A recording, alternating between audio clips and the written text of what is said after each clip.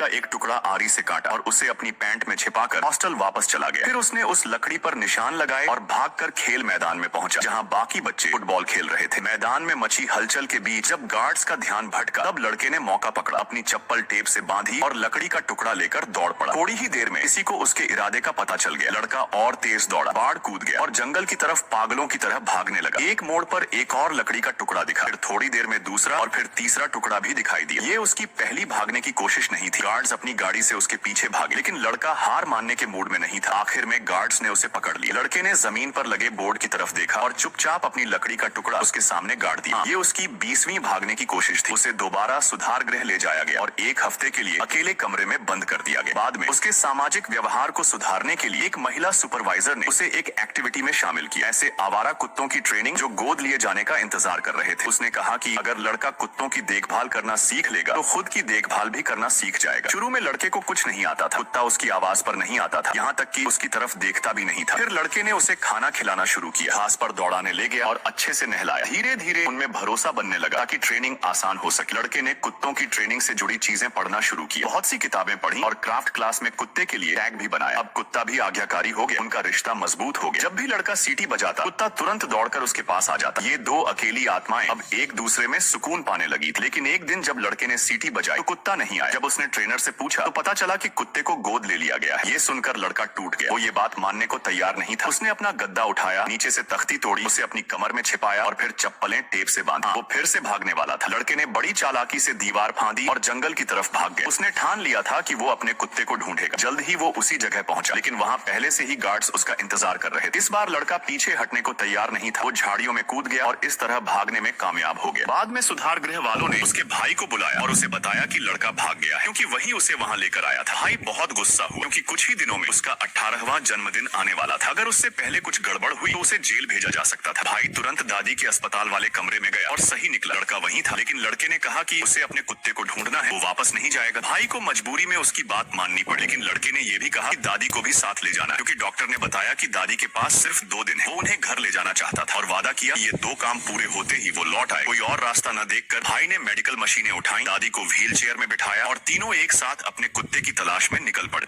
जब मास्टर जी इधर उधर देख रहे थे, तब इस